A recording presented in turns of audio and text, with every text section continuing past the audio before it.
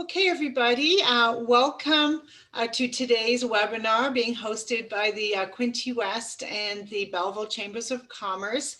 It's going to give you an update on an economic outlook, and we're really looking forward to sharing some of this information with you today.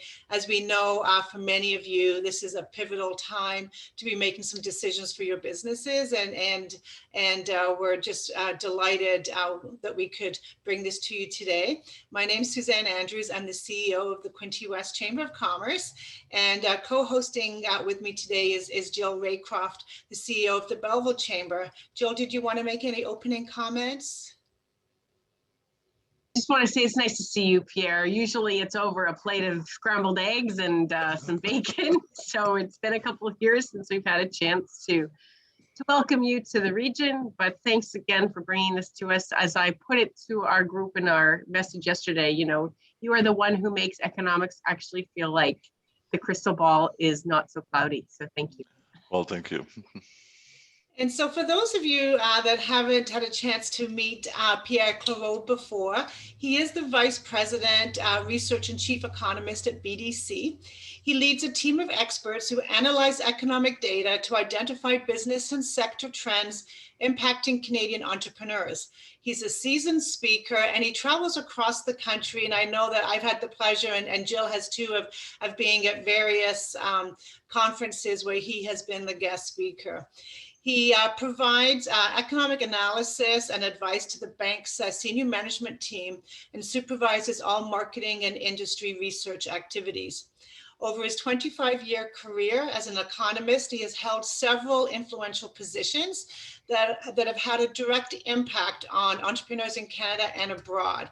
And I hope that you will all join me in welcoming Pierre. We are going to have a Q&A, a live Q&A at the end. So I want to remind everybody to use the Q&A function. It is ready for you. And I know Pierre is looking forward to answering all of your questions at the end of his presentation. So Pierre, over to you. Thank you, Susan. Good afternoon, everyone. I'm just going to share my screen, and so everybody can see it. So everybody should see my screen by now. So my presentation has basically two parts. First, I'm going to talk about the economic outlook. So I'm going to come back a little bit about where we are in terms of the recovery. I'm going to focus on what should we expect for the next 12 months, so our forecast.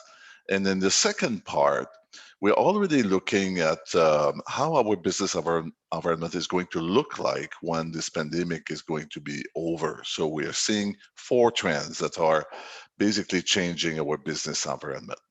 So first, let's look at what's happening. And if we look at the world level, as you can imagine, COVID-19 had a huge impact on the world economy. China was the only major economy with positive growth last year, and growth was quite small at 2.3%. But all the other major economies like the US, Japan, Germany, Canada experienced a contraction of their economy between 3 and 5%. And some countries like the United Kingdom, the contraction was almost 10%. So COVID-19 had a huge impact on the economy, but we are quite optimistic about 2021. The rebound is going to be significant and the world economy should grow by about 6%. Why the rebound is so quick? Well, because this is a different recession. And I'll give you an example. This is the world manufacturing production. You can see the 2 recessions, the current one, and it took, as you can see, the decline was very significant, but it took almost only 11 months to go back to the pre-crisis level. Compared to 2008, 2009, it took more than 2 years to go back to the pre-crisis level. So this is a different recession. This is not a financial crisis. This is not a housing bubble. It's basically a self-imposed recession. Governments have to put their economy on pause to protect people against the virus or to protect their healthcare system. So this is a good news because what we learned in 2020 is when you lift the restriction on a sector, well, this sector is coming back very quickly. We see it at the world level. We see it in Ontario. We see it in Canada. So I'm going to come back to this concept at the end when I talk about the forecast for Canada and Ontario. But The good news right now is this is a different recession and the recovery is much faster than in the past. The US, as you know, it's our #1 trade partner, so this is a very important economy for us. We are optimistic about the US. We expect a growth of 6.5% in 2021. And there's two reasons why we are optimistic. The first one is vaccination.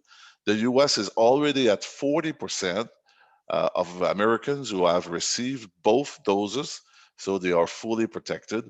And vaccination is really going very quickly in the US. As you know, they produce the Pfizer vaccine, so it was a bit easier for them. But vaccination is going very well, and this is already have an impact on the number of cases in the US. So the graph that you see now is the number of new cases per day, per million. In blue, you see the United States. In red, you see Canada. So you can see that the first and the second wave, especially the second wave, was much worse in the US than in Canada. They had really a tough time. But if you look at the end of the graph, you see the third wave. And surprisingly, the number of cases in the US is actually smaller than in Canada. So vaccination is key. Vaccination is working for economies like the United States and Israel, both those countries where they are way ahead of other countries in terms of vaccination. You can see the impact on the number of cases. So first reason to be optimistic about the US economy is vaccination. The second reason is the government is spending a lot of money to support the growth. I'll give you a few examples of programs that they have introduced so far. $1.9 trillion in recovery program, another $2 trillion for infrastructure, and $2 trillion for clean energy. So that's a lot of money. Even for the size of the US economy, we're talking about almost $6 trillion. So this is the second reason why we are optimistic. And we're not the only one to be optimistic. The confidence index of businesses in the US is quite high, is quite positive. So businesses believe in the US that they are going to have a good year. Canada now, well, this is where we are today. We lost 3 million jobs at the beginning of the pandemic, but the initial recovery has been strong. You can see during the last summer, you can see from the graph that the number of jobs has increased significantly and rapidly in Canada. But there's some bump at the end, and the first one is the second wave of the virus, and the second one is the third wave that we are in, or at the end of the third wave right now. So the number of jobs slow down when a number of provinces have reduced or have imposed more restriction to protect themselves against the second wave and the third wave. But the good news is the recovery in Canada has been stronger than in other developed economies. We are today at 97% the number of jobs we had a year ago, compared to 95% for the US. So we have been doing better. And if I had other developed economies like the United Kingdom, France, or Germany, you would see that Canada has been doing better. There's two reasons why we did better. Well, we did a better job to control the virus. I know it doesn't look like it because we are at the end of the third wave, but actually the third wave was, and the second wave was not as big here than in other developed economies. The second reason is the Canadian government has put together a number of programs to help Canadians and also Canadian businesses to go through this crisis. And the graph that you see is government transfer to Canadians, so to people. They increased by 58% last year, or by $60 billion. And as a result, our disposable income has increased during the pandemic. The disposable income is all revenues that Canadians are getting from salary, from investment, from pension, including government program, minus the tax that you pay. That's basically the money that Canadian has in their pocket. So this money that we have in our pocket has increased by 7.7% over the last 12 months. So government programs really made a difference. And that's the reason why the recovery was quite rapid in Canada. You can see retail sales, they dropped significantly, but retail sales came back very quickly. And it's actually higher today than it was before the crisis. And it did create inflation because a lot of Canadians spend money during this pandemic. Inflation now is 3.4%. Some people are worried about inflation. It's true that it's high. It's much higher than what we used to see in Canada, around 2%. But we believe that inflation is quite temporary for two reasons. The first one is inflation is calculated over 12 months. So basically, right now, April 21 is calculated compared to April 20, when price went down at the beginning of the pandemic. So the 3.4% is definitely lower than that if we didn't have this lower prices at the beginning of the pandemic. Also, what we see in the economy is as the pandemic evaluated, like people bought a lot of products that they usually don't buy, or for example, the housing market was really hot. People renovated their houses, so the price of lumber went up. So there's a lot of unbalance in the economy because of the pandemic. We believe by the end of the year, when the economy is fully reopened, inflation should go back to the historic average around 2%. So we're not too concerned about that. And Ontario now, well, this is the situation. Ontario lost 1.1 million jobs, so follow the pattern of the Canadian economy. The initial recovery was also strong in Ontario, but as you can see, there's some bump at the end, and it's the second wave. We lost some jobs, and during the third wave, when the government introduced some restrictions, we lost jobs again. So today, the Ontario economy is at 96% the level of job that we had, but the recovery has been quite different from one sector to another. So some sectors are not only back to the pre-crisis level, but they're actually doing better than a year ago. For example, there's more jobs in professional services, there's more job in financial services. Manufacturing has 102% the level of job of a year ago. So there's actually 15,000 more people in Ontario working in manufacturing than a year ago. So some sectors went back very quickly to the pre-crisis level. But if you look at the bottom of the graph, of course, you won't be surprised. Some sectors are struggling because of the restriction we impose on restaurants, on tourism, on hotels. You can see that the level of jobs is only at 70%. So the recovery has been strong so far, but it's quite different from one sector to another. Manufacturing sales has rebounded very quickly. It's actually a bit higher now than what it was a year ago. Again, it depends of which sector we look at. Food is up by 5% compared to the pre-crisis level. Chemicals is up by 12%. But the automotive sector is actually down by 24%. The rebound has been very quick at the end of the summer last year. But the issues with the supply chain has been really slowing down this market and also our export. So this should come back by the end of the year or beginning of 2022. In terms of our export, there's some surprises here. And the biggest surprise is our export of jewelry has increased by 153%. There's a strong demand from the US, so some Canadian companies has benefited from that. Total export in Ontario has been increasing by 2.3% since the beginning of the year. So you can see that the economy is really improving. And finally, the housing market is really hot, which is kind of surprising. Usually during a recession, the housing market would slow down, but that's not the case right now. For example, the housing market has been increasing. It's stronger this year than it was in 2019. And housing price has been increasing. For example, in Belleville, over the last 12 months, the price of housing has increased by 45%, which is a huge amount of money. For example, in April 2020, there was 35 houses sold in Belleville. This year, 12 months later, 154 houses has been sold. So the level of activity has increased very significantly. And the average price went from 386,000 to 562,000. So the average price of houses that have been sold has been really increasing in Belleville, also in Ontario, and in different locations. Same thing in Ottawa and Toronto, the level of price has really increased as well. So far, the recovery has been well underway, has been uneven from one sector to another because there's still some restrictions on our economy. So what should we expect for 2021? Well, we are very optimistic for Canada and Ontario for 2021. We expect the growth is going to be 6%.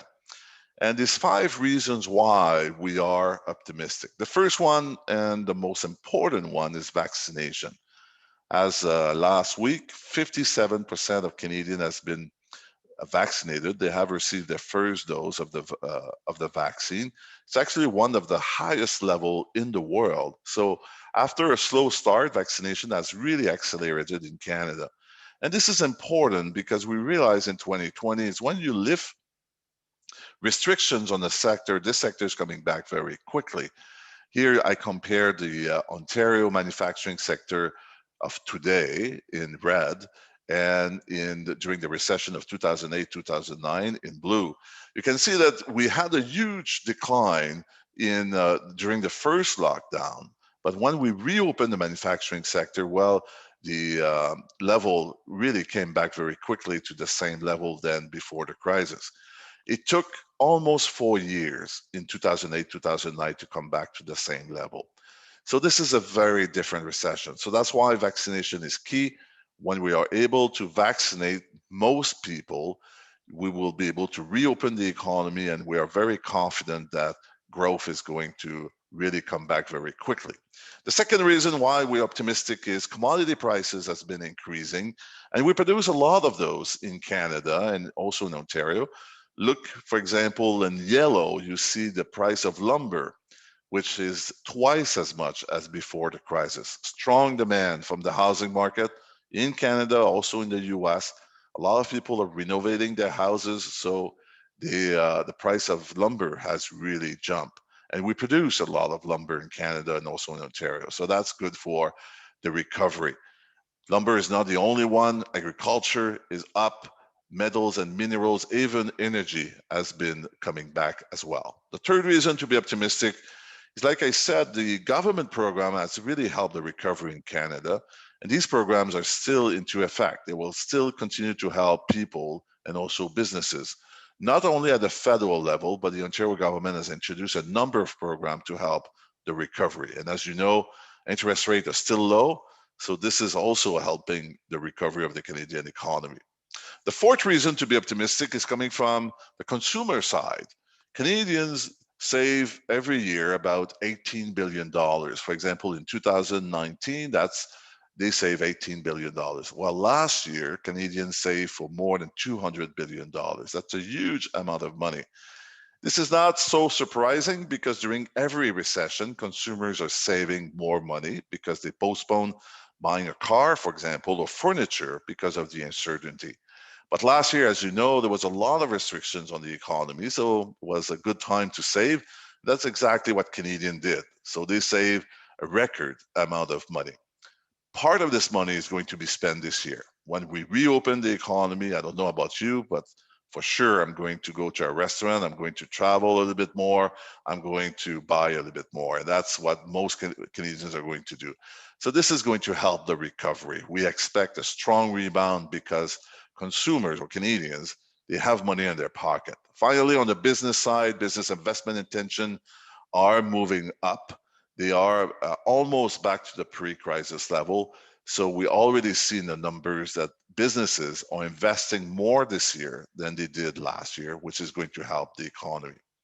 So 5 reasons to be optimistic that 2021 is going to be a strong year, a strong recovery. But there's a risk to this forecast, and the risk is COVID-19. We have learned over the last 12 months that COVID-19 is full of surprises. So we don't expect any surprise this time because vaccination is accelerating, and most Canadians are going to be fully vaccinated before the end of the summer. So we don't expect to have a 4th wave, for example. But we still believe that this is the biggest risk to this recovery forecast. So the last part of the presentation is what to watch for the recovery. After we all get vaccinated and the economy is fully reopened, the pandemic is behind us, how our business environment is going to change? Well, we see 4 trends. The first one is the online business. This is not a new trend, but the online business exploded during the pandemic. It's twice as much today than it was before the pandemic. Many Canadians took the habit to buy online, sometimes because retail stores were closed for a period of time, or they wanted to feel safe. But the reality is these Canadians will continue to buy online. So this is a very important factor because it means that you have to be online to be successful in the future. Second trend is teleworking. This is actually probably the biggest change during this pandemic. The teleworking was existing before, but not a lot of people were using it. Right now, 48% of Canadians are working from home. This is a huge number. We don't expect that teleworking is going to be as big when after this pandemic, but the pandemic has really changed the game. And for example, 74% of businesses believe that they are going to rely on some teleworking after the crisis. So this is much bigger. The perception has changed compared to before the pandemic. So we believe that teleworking will be an important factor after the crisis and will change the way we work. Third, a surprise. During the pandemic, business investment were down, except for investing in technology. Many Canadian businesses invested in technology last year to increase their presence online. They saw the opportunity in the online business for teleworking, but also they invested in their processes to become more efficient, to reduce their costs, and this momentum of investing in technology continue. So this is a new trend that we see as well. Finally, a trend that is actually coming back is the shortage of labor. I don't know if you remember, but before the pandemic, it was actually hard to recruit people. And we had a pause over the last 12 months, but that trend is coming back. We already before, even if the economy is not fully reopened, it's already difficult for many businesses to recruit. Why? Is because we have an aging population. In Ontario right now, 18% of the population is over 65. In about 10 to 15 years, 23% of people in Ontario are going to be over 65. So in the next decade, thousands of people are going to retire because the baby boomers are going to retire. You can see the problem on this graph. In blue, you see the pool of workers. So the number of people in Ontario are between 15 and 64. So basically the age of usually people work. So this population has increased over the last 10 years by 9%. But in red, you see the number of jobs in Ontario, which has increased by 16% during the same period of time. So the number of jobs is increasing more rapidly than the population we have to work. That's the reason why before the crisis, the unemployment rate was low. Why? Because it was difficult to recruit people. And unfortunately, we're going back there as the economy is moving up. So this situation is going to be with us for a while. And the factor that made things worse is immigration dropped by half last year because of the pandemic. So we kind of lost almost a year of immigration, which is an important part of our labor force growth. So 4 factors that are shaping our new business environment: more and more online business. People are going to work from home more than before this pandemic. People are investing in technology, which is great. And unfortunately, we have to prepare as businesses that shortage of labor is coming back. And as the economy fully reopen, we're going to have these difficulties. So in conclusion, the recovery is well on the way. Some sectors are already back to the pre-crisis level, but we're not done yet. And vaccination should really solve the issue. As most Canadians are going to be vaccinated by the end of the summer, the economy should be able to fully reopen, and we expect a strong growth in 2021. Before we go to question, I just want to tell you that you can have access to our economic letter that we produce every month for free at bdc.ca. I invite you to visit our website, and you can, every month, we are producing a new economic letter. You will have our latest forecast for the Canadian and the US economy. So we have time for questions. If you have any question, I would be happy to take them. Yeah, and I would just like to remind everybody that the Q&A is at the bottom of your screen, so please go ahead and type in your questions. Thank you, Pierre, for that great overview. I think there was a few things in there that were not surprising, but there was a couple of items that caught me a little off guard, that I wasn't expecting the recovery to be so strong. And I think, you know, we get so used to listening to Canadian news all the time, and we have lost some of that perspective of how we're doing compared to the rest of the world. And I think over the last year, we've all seen a lot of the news services tend to spend more time talking about the problems than the successes that we've had here in Canada. And so it's certainly given me a new sense of optimism on you know, where we're going and how we're going to get out of this. I had a couple of questions of my own, and then I'm going to hand it over to Jill, and I know she's got a few questions for you as well. And once again, I invite everybody to put your questions in the Q&A.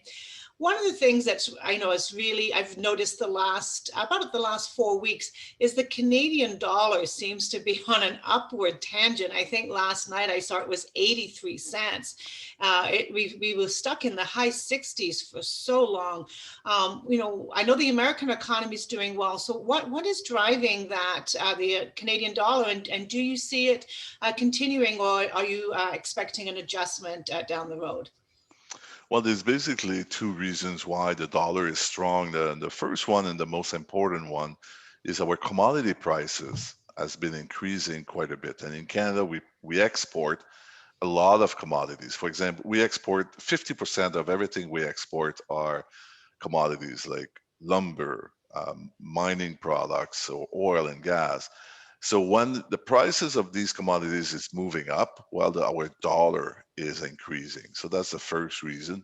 The second reason is the Bank of Canada has already said that they are going to start increase interest rate in summer 2022, so in about 12 months, which is much faster than the Fed is talking about anyway. I don't know what they're going to do in the future, but they send a signal that it's going to take much longer before they increase interest rate. So that's another reason why our dollar is moving up compared to the US dollar. So what do we expect? Well, until the end of this year, we believe the dollar is going to remain strong, probably between 83 and 85 cents. And as this world situation is improving and it's rebalancing itself, commodity prices should go down. Like the price of lumber, which is twice as much as before, is not going to stay like that. As the economy rebalance, we believe that commodity prices in 2022 is going to go down again, and our dollar is going to move down, probably not as low as 75 cents before the crisis, but below 80 cents. So for the next 6 months, we expect a strong dollar, but in 2022, it should go back to a more normal level. Okay. Wonderful, thank you. And then the other question I had was around the labor shortage, and sorry, not around the labor shortage, around the remote working. And you talked about that trend is going to continue, and more people are requesting to work from home. What do you see happening to commercial office space or commercial space in general because of this trend? And do you see a trend happening in compensation? Do you see employers putting a price tag on somebody who's working from home, either a reduction or an increase in wages because they are working from home? Yeah, well, this is two very good questions. This is really a new phenomena, and it's possible because of technology. We realized during the pandemic that it's possible to work from home for a lot of people. It's not possible for everybody, but it's possible for a lot of people. And like I said, 48% of Canadians are working from home today.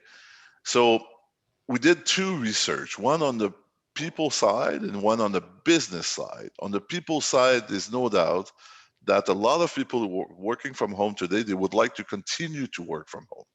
So there's going to be pressure on businesses many people are going to ask to work maybe not 5 days a week from home, but at least half of the week from home. And in a context where it's difficult to recruit people, well, businesses will have to be flexible. But on the same time, on the business side, we see really a change of perception. There was not a lot of appetite before the crisis for working from home. But now, actually, businesses are much more open to that. They realized during the pandemic that it's quite possible to do that. So we're going to see much more teleworking. It's going to have an impact on commercial real estate. Actually, it's probably going to shift from downtown area where people used to work a lot. And if you work from more remote area, well, you're going to shop more in those areas. So it's hard to predict, but we believe that commercial real estate is going to change a little bit, especially in large downtown area like Toronto or Ottawa. Not so much in a smaller community than because the change probably people, it's so easy to commute in smaller community that people won't rely on teleworking as much. If you work downtown Toronto, you can take an hour in the morning, an hour at night to go to work. So the advantage of working at home is it's much bigger. In terms of compensation, I'm not sure that will change much because people who work from home, they typically do the same work. It's just the advantage is you save on commuting. You don't have to run as much, I would say. But I'm not sure that will change much in terms of compensation from businesses. Okay, thank you. That's an interesting point. I can't imagine. Oh. It's hard to take money away once people have it, right? Even if they don't have as many expenses. Yeah, you're right. You're right. People got used to, the easier life of working from home. I work from home and I really enjoy it. Although I miss going, meeting people and everything. Fair enough. So you mentioned something about this whole idea of being in smaller spaces, and somebody had actually put a question about whether or not there was a difference between kind of that economic revival between smaller and rural communities compared to the larger cities. I think you kind of touched on it, but do you have anything more to say? Well, we expect that the big downtown area will have a little bit of tougher time to recover because first, even if when the restrictions are lifted, not everybody is going to go back to work from their workplace. And also restaurants and tourism is not going to, for example, a big city like Toronto, tourism is an important part of the economy. So we expect that the big downtown area, Toronto, Montreal, Vancouver, will lag in terms of the recovery compared to the rest of the economy. And could you nail that? Could you take that down even further from the perspective of women entrepreneurs? Anything from that perspective? Well, so far, the women entrepreneurs seems to have a little bit more impacted by the pandemic because they are typically in sectors more in retail, more in tourism, and these sectors have really experienced more restrictions. So this is what we are seeing so far. We'll see if the recovery should, like I said, in 2020, we learned that when you open the economy or lift restrictions, well, the sectors are coming back very quickly. That's what we saw in manufacturing, real estate, housing. We'll have to see if that's happening in tourism as well. I believe that it's going to come back very quickly. I think everybody is eager to travel or to go to a restaurant or everything, but we'll have to see how long it takes. But so far, women entrepreneurs has been more impacted by the pandemic just because they are in sectors, they are typically in sectors where there were more restrictions. And Amber has been asking a couple questions about risk and debt. And I mean, one of the neat things about this, to your point, that we're coming back pretty quickly because in spite of the fact that we were shut down from our normal spending habits, nobody has really stopped wanting to spend. And we're going to see kind of this resurgence of that. And Fortunately, our population hasn't been decimated by this. So we have just as many people. We may have been able to get by without a haircut, but that doesn't mean we don't want one. So, and we want to go out and we want to do all those things. But do you see people taking on risk and debt, starting a new business venture because they want to take advantage of maybe this influx or this increase? Well, I would say there's two things on that. The consumer or Canadian in general took a lot of that because the housing market is just exploding, and that's a concern. Even if interest rates are low, the level of debt in Canada for consumers that kind of slowed down in 2020, but it came back very quickly. So this is one thing because interest rates are low, but they will increase at one point. We don't expect any interest rate increase before the summer 2022. But after that, interest rate, as the economy is improving, should increase a little bit. So if you have a lot of that, well, this is going to make a difference. In terms of on the business side, I was actually surprised that over the last 3 or 4 months, we see the number of businesses is increasing in Canada. So I was surprised to see that it's coming back very quickly. So obviously, a lot of people are seeing opportunities in this new economy or different economy, and they are taking advantage of of this new economy. So, for example, the online business is really exploding, which provide new opportunities for businesses who want to or for entrepreneurs who have an idea how to sell online. So there's a lot of the economy is going to be different, like I explained at the end. So there's going to, from that, it's going to create opportunities. And so far in the numbers we're seeing, there's actually more businesses every month. If I could just add to that a little bit, I have heard that there was actually fewer bankruptcies throughout the pandemic on the business side, and I'm going to assume that that's because of all the government programs that were out there. And I've heard this term for the first time, people referring to zombie businesses. They're alive, but they're not really doing anything. Is that something that you're tracking at all? Yes, definitely. It's actually a big concern for us because we are a bank. That you're perfectly right. The level of bankruptcies went down last year. And you're also right by saying that government program really helped. There was a program, it's still into effect, but it's a wage subsidy program. And businesses receive $55 billion in Canada in wage subsidy. So that's a huge amount of money. And that definitely helped a lot of business to go through this crisis. The level of debt, the level of business debt has increased and is still elevated.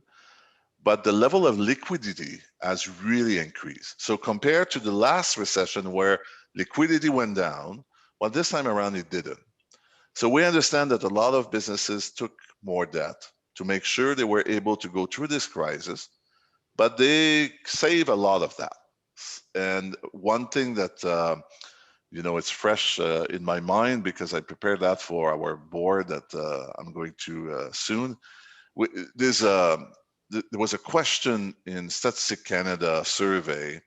They ask entrepreneurs if you are able to repay your debt. Are you concerned about repaying your debt? And 3 months ago, 44% of Canadian businesses said they were concerned. The last survey, which was done a few weeks ago, was down to 15%. So not only the economy is improving, but the financial situation of businesses is improving, and they are much more optimistic about the economy. And so we're not as concerned about debt than we were like only 3 months ago. We understand that the economy is already moving very quickly. Businesses, they are in much better shape. According to our research, 75% of Canadian businesses are profitable today. Even if it's not always easy. It's not always easy because they face different demand. Demand is switching very quickly. The supply chain is difficult. Sometimes prices are increasing. Sometimes they don't receive as many products that they're supposed to. So it's not easy yet, but they are profitable, which is a great news. So it's very encouraging for the recovery. Yes, that is great news. One of the we have a few questions in the Q&A that are all sort of linked to labor shortage, which I know you did touch on in your presentation. And our region is one of the ones that pre-pandemic we were suffering severe labor shortages, especially in manufacturing, construction, tourism, hospitality, and I'm sure that's not that different from maybe other communities as well. And the question is, like, you know, has the government been able to, or has anybody been able to identify long-term solutions to these labor shortages? Because there's not a magical pool of people that we can grab from anywhere, because many countries around the world are facing a similar situation.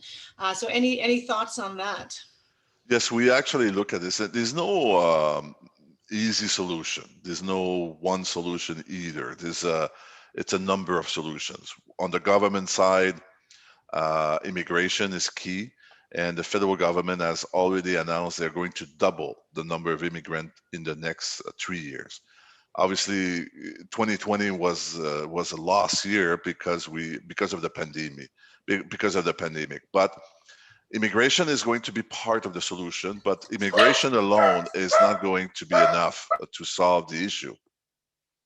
Other solutions are looking at for businesses.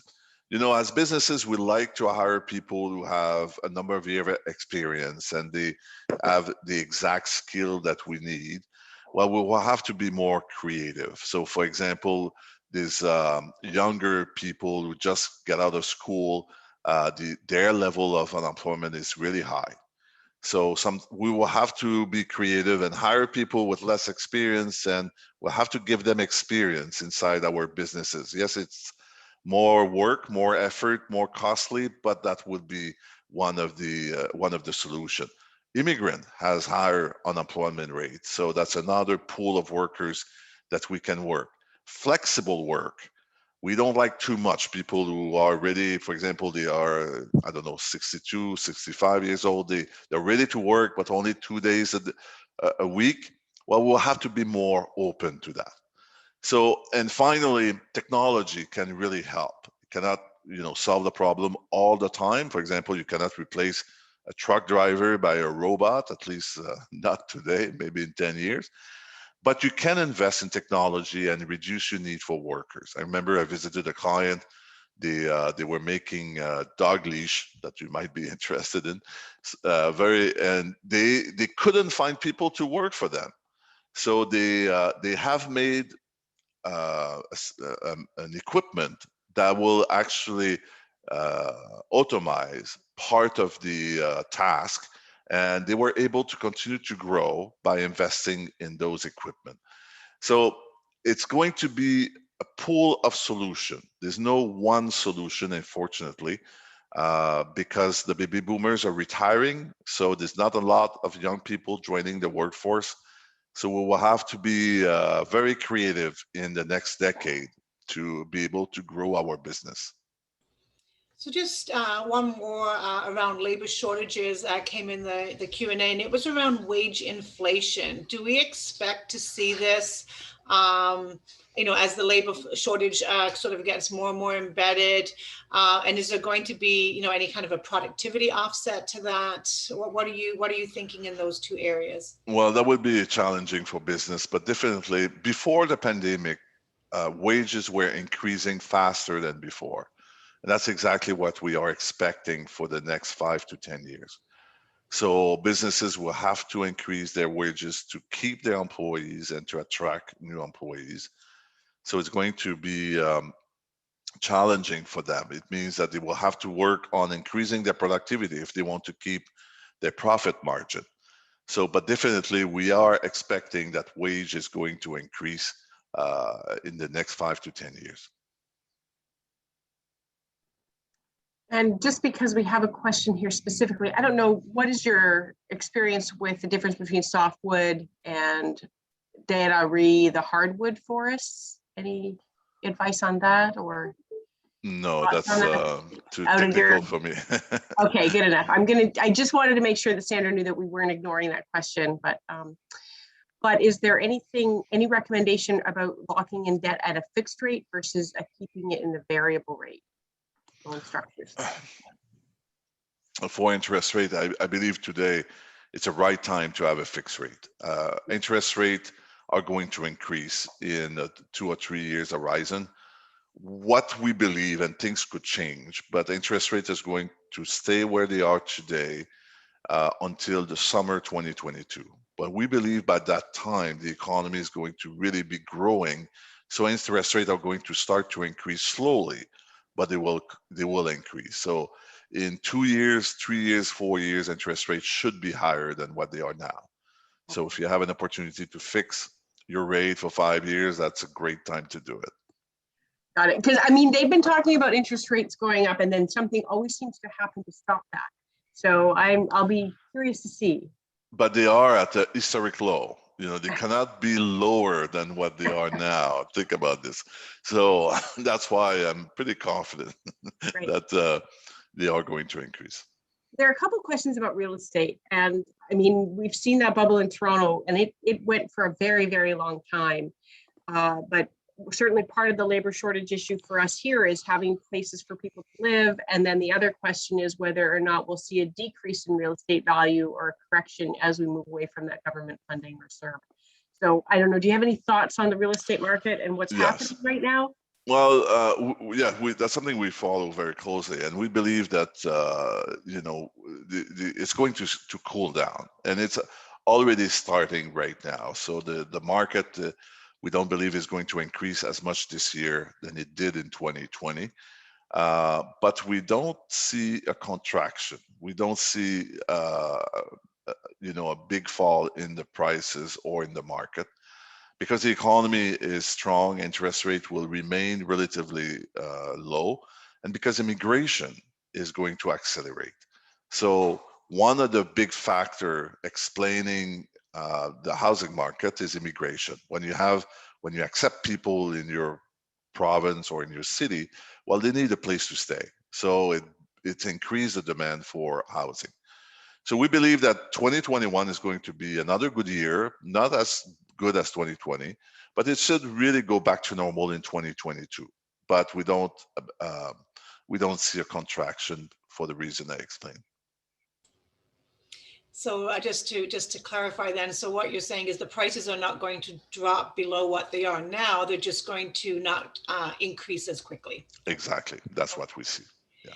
So I think one of the more interesting stories that was on the news the last few months that caught the attention of the world was when that huge barge got stuck in the canal. And I think we all were watching that, and I think we were all mesmerized about this barge and if it was, you know, what it was going to do, and there was all kinds of predictions on the cost and the chaos it was going to create. So we do actually have a question in the Q&A around that, asking how impactful to the supply chain was the ship that was stuck in the canal.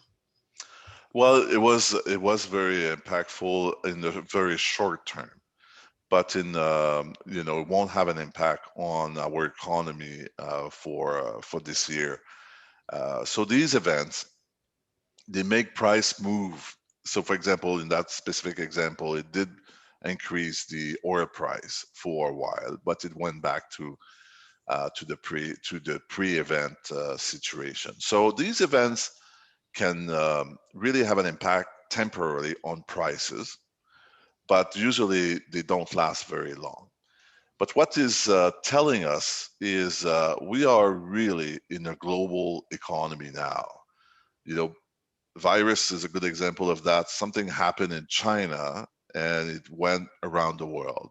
This event is much smaller, of course, but it's very far from us, but it did have an impact on our life. So the economy is much more global than before. We knew that, but we have to prepare ourselves that we're going to see more of these events in other parts of the world that are going to have an impact right here in Canada. So we are living in a different world, and we will have to adjust to that. Very good. Okay, and there's one last question here, and I think you've Someone else just popped another one in there, but I'll ask this really quickly.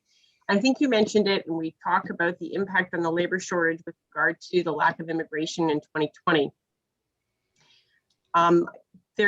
When we look at immigration, does the government match the skills to the needs of Canadian businesses? I want to say that the quick answer is yes, but maybe you can give a little bit more detail on that.